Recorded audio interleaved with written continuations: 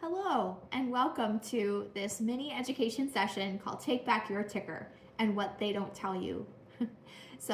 My name is Rachel Larcom, and I am a nurse practitioner educated in family practice, but also in functional medicine and nutrition. And along my journey, I have found how vital it is to understand about root cause and digging into the reason for symptoms, the reason for illness, more than just tacking on some medication or doing this quick thing and moving on, right? So our bodies, there's always a reason for those symptoms, always a reason for illness.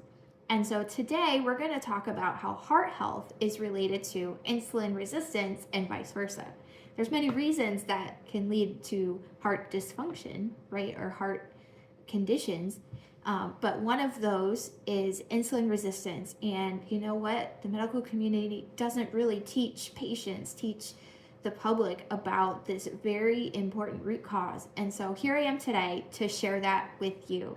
So first things first, to give you a little bit of a background, I did work in bedside nursing, so in the hospital for 13 years in cardiac care. And part of that was treating patients after open heart surgery. And I could see how they were being told they had hypertension or high blood pressure, they had this surgery, here's your heart healthy diet, do these things, and hopefully we don't see you in here again. But I just could see the lack of education and the gap in helping people to really see what it meant to live a healthy life. And now that I've, had a greater understanding, I can see better how to really help people in that. So here I am today. I want to help you see how your heart health could be affected by insulin resistance and you may not even know it. So here we go.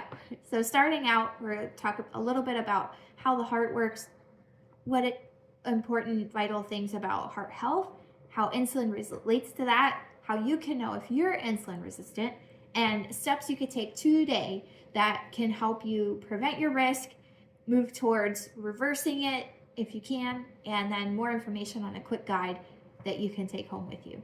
All right, so let's get started. So what about our health?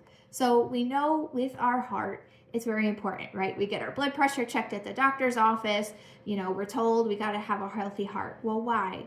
It pumps blood to organs and tissues with the necessary oxygen and nutrients that our body needs, right? And so any disruption in this function, any disruption in these patterns are going to impact the rest of our body and our quality of life. When I say quality of life, taking care of your grandkids, getting up and running down the street to go grab something, feeling that joy in life without worrying about how tired you feel or things like that. All right, so quality of life, being able to enjoy your life. All right, so typically they're going to happen gradually over time. So when you start seeing issues with heart health or conditions, it would have started years prior. All right, so now's the time for you to see if you have that risk of something brewing that can be, reversed, possibly. That would be great. So heart disease can seemingly seem silent and sometimes without displaying symptoms. They call it the silent killer because you don't always feel that anything's wrong. There's many patients I've seen come to get treatment and they have high blood pressure. Maybe they check it at home and come back, it's still high. Well, I don't feel bad. Why do I need to take this medication? Why do I need to make any changes? And sometimes they're not really told the implications. And so we need to know more, right? So sudden events could still occur under certain circumstances, but overall, this, heart disease, when it gets to the point where we're seeking treatment, it's primarily largely occurred from impacts building over time. How have we lived our life? What have we done to really, allow this? And once again, I just want to share it. There's no condemnation. This isn't about, oh, I lived a horrible life. It's about education. It's that point to where, no one told us in the beginning. And so we need to know this now, right? All right, so let's look at root causes and contributors of heart disease. All right, these are largely preventable and treatable with lifestyle changes and proper nutrition. It's really simple. And so one of those could be stress, inflammation, maybe infections, lifestyle choices like smoking cigarettes, vaping, using tobacco, alcohol, your recreational drugs, like consistent use of these things will contribute to heart disease. All right. So if you just take a moment and think about those things, what could I be doing? And that's, managing stress, identifying inflammation, are there any infections like Epstein-Barr virus that causes mono? Sometimes strep could, linger in the body and contribute to heart disease. Things like that, rheumatic heart fever. If any of those ring a bell to you, just think about it could lead to heart disease later on. But what we're going to talk about is insulin resistance. So we can identify this and treat it, or at least attempt to reverse it before heart events take place, okay? So stay with me here. All right, so another few numbers to kind of think about is that cardiovascular disease is very prevalent in the US. And there are illnesses that fall within this bracket of cardiovascular disease, but the three I want to bring up are hypertension, coronary artery disease, and heart failure. And hypertension, or high blood pressure, it affects 48.1% of adults in the US. So many prescriptions of medications that are prescribed for this over the year. So many, all right?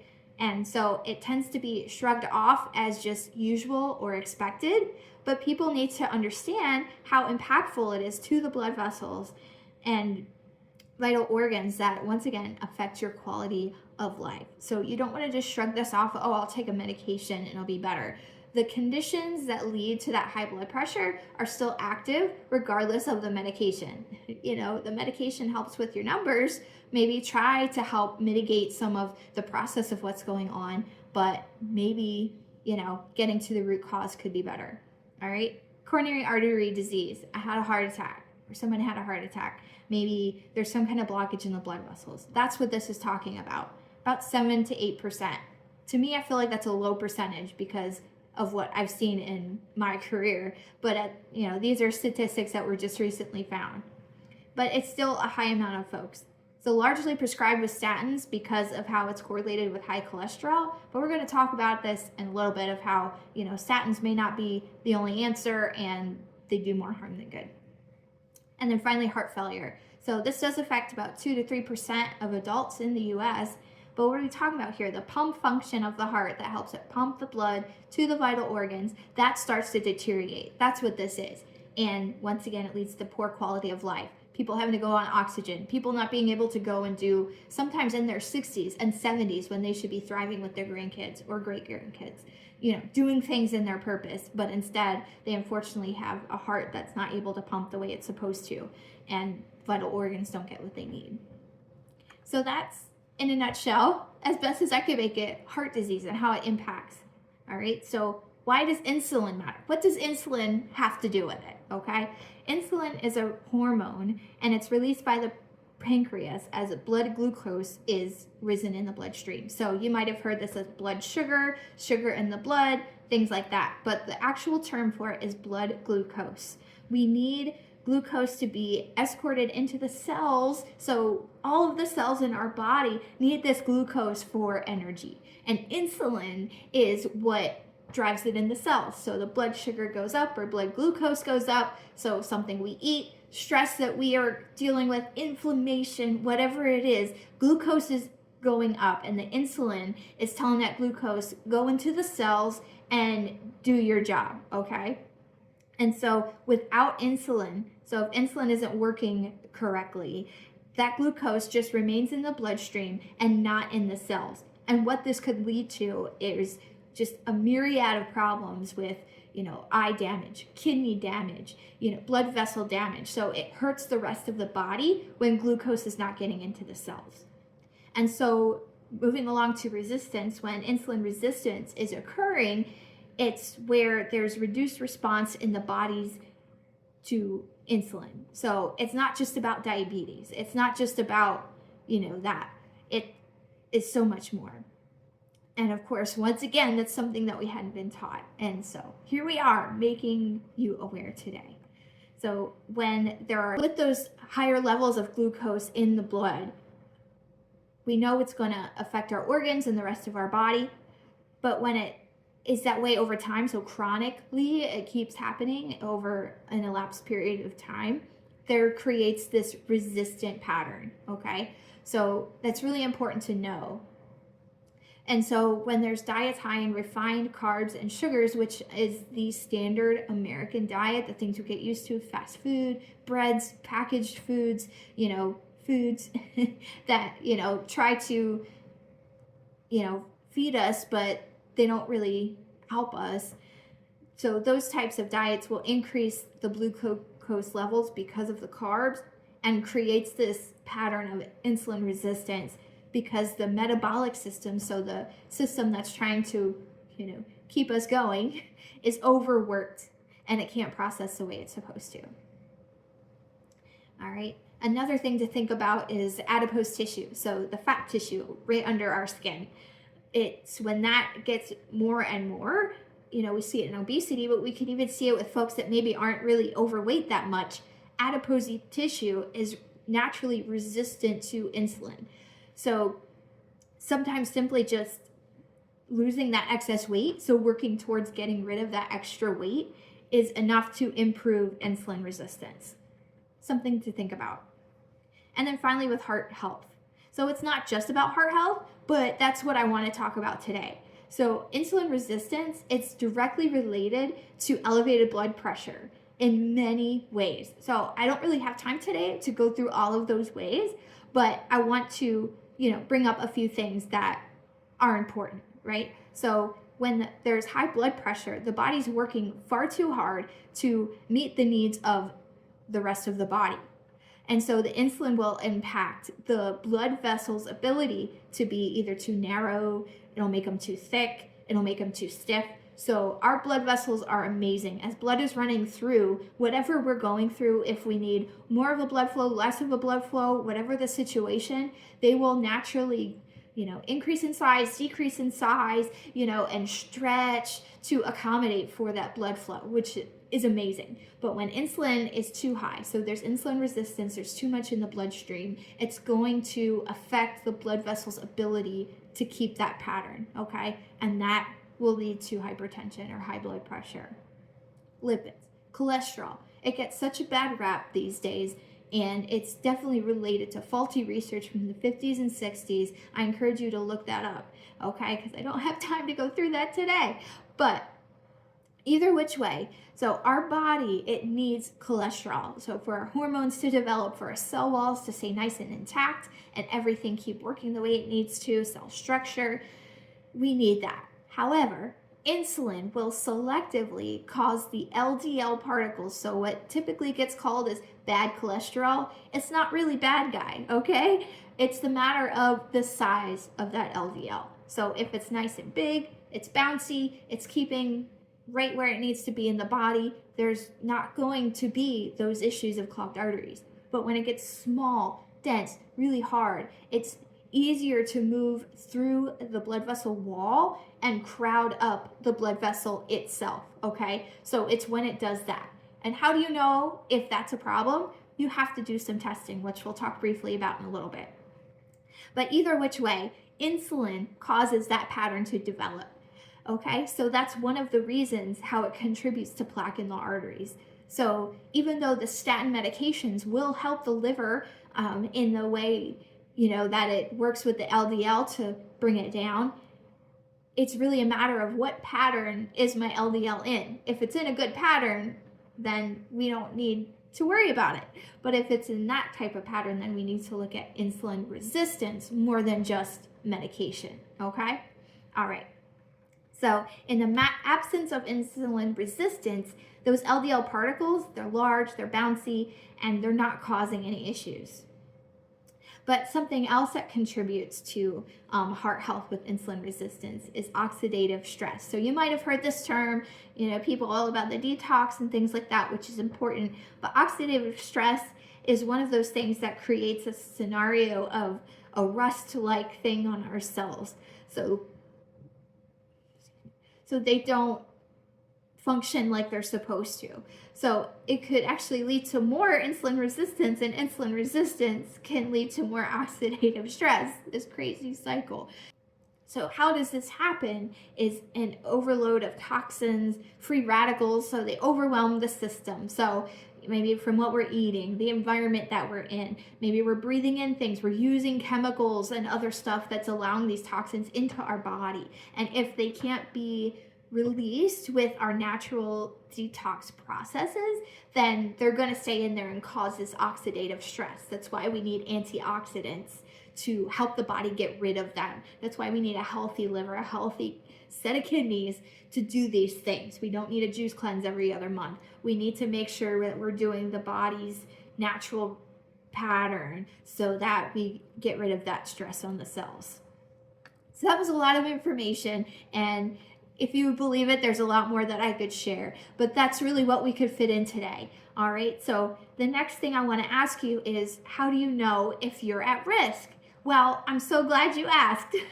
So there's a list of questions that are going to be in the description that you can ask yourself and kind of see if you're at risk for this insulin resistance and potential heart problems.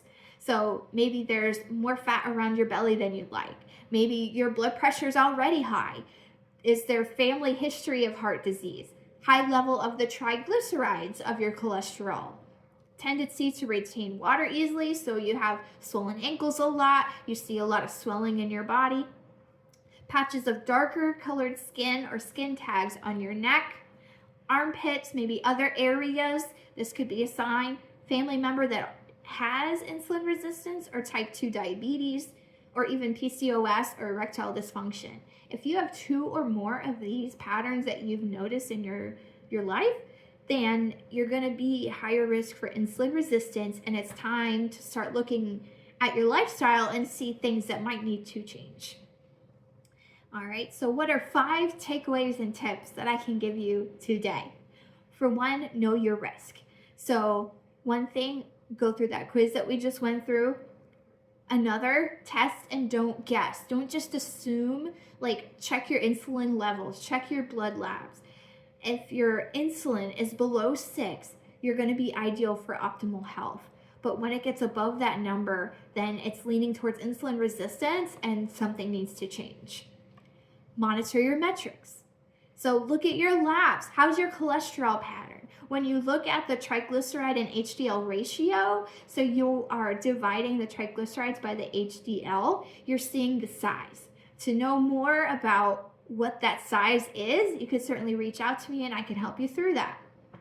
But you also want to look at just general labs, your complete blood count, your chemistries, see how your magnesium is, how's your thyroid. All of these things contribute to that inflammatory pattern, and you want to identify sources of that inflammation to decrease your risk of insulin resistance. Number 3, dietary strategies. Number 1 in this category is avoiding or greatly reducing refined carbs and sugars to lower that insulin demand, especially when you're at risk. You really want to pay attention to this, all right? So make swaps. So if you like your breads, you like those things, look to nuts for your snack. So instead of the sandwich, still have maybe some of the meat, but have some nuts that go along with that. Instead of soda, choose water. If you like that carbonation, then get the carbonated water with some flavor that's not artificial sweetened. If you like your sweets, then research low glycemic index fruits so that can kind of scratch the itch without increasing that insulin demand. Consider a ketogenic or Mediterranean diet, and I would encourage you to seek out a practitioner to help you through this, to know, if you have sensitivities that need to be addressed, things like that, for a tailored plan. But it's these diet patterns that are going to lower the insulin demand and help reverse insulin resistance. Yes, it is reversible. All right. Prioritize protein. Get your protein, please. It's helpful for our immune system, building our muscle mass. It's really important that we get enough protein in our life. And then choosing healthy fats. In my quick guide that you can email me for or comment below, that has this a little more with tips to help you out a little more. Lifestyle. So when you exercise, cardio is important. However, it's going to increase your cortisol level, so don't overdo it. Get a nice balance of strength training, so exhausting your muscles as you do the strength training, and then also getting some aerobic in there just to balance that out, right? But one thing you can do today is choose to get a 30-minute walk every day. Low impact, nice brisk pace, and that doesn't largely increase your cortisol level that would increase insulin demand. Also, what you could do is intermittent fasting. It's not just a trend or a fad. There's actually science to prove how good this is for us to extend those times that we're not eating. And one way that you can do that is go from dinner to breakfast, 12 hours between. It seems like, wow, that's a lot, but you're sleeping. So if you think you have your dinner at 7, you wait till 7 the next morning to have breakfast. And then if you are totally new to this, then start out there, give yourself some time to kind of listen to your body, see how it's going, and then, pick a week and say, I'm going to take these couple days and extend it, to 13, 14, 16, all the way to 18 eventually with help and guidance, I would recommend. But that helps reset our immune system, our microbiome. It helps our body to, restore those cells and things like that. Really important. And especially help with insulin sensitivity. And then sleep and stress. 7 to 9 restful hours of sleep is really important. And then finding a way to manage stress for yourself. Don't try to just take someone else's pattern. Really see, is this going to work for me? How is this going to help me? And pray through that. And then our last 5th point is health of mind, body, and spirit. I cannot stress this enough, how connected our mind, body, and spirit are. And when we ultimately connect our hearts to the heart of our Creator, God, it really just starts to fall into place and come together. So definitely include time of prayer and reading of scripture, connecting with the Lord every day. I do it in the morning because I want it to be the first thing I think about to set my day. Some people, it's different. Find what works for you, but mostly just get with the Lord and really just recalibrate your system to be thinking of how He thinks and what He wants best for your life. And then connect to community. Don't be a loner or isolated to yourself. Instead, find a body of believers, find a church that you can grow with, find a group of people around you that will pray with you. Speak into your life with true life and not negativity. Don't let yourself be surrounded by toxic relationships, but choose those around you that are like-minded, but will keep you accountable, ironing, sharpening iron, and really showing you a disciplined life with the Lord for health as well. And so what can you do today?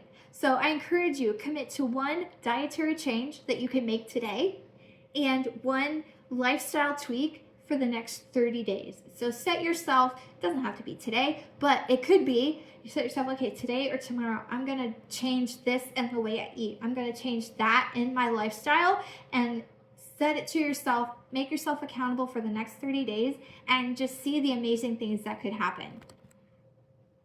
So thank you so much for tuning in to this talk. Again, my name is Rachel Larcom. I am a functional medicine trained nurse practitioner, and I'm open for appointments and consultation. Most of all, I wanted you to get this information today. So if you would like more information, I do have a quick guide that you can download and keep for yourself to learn more.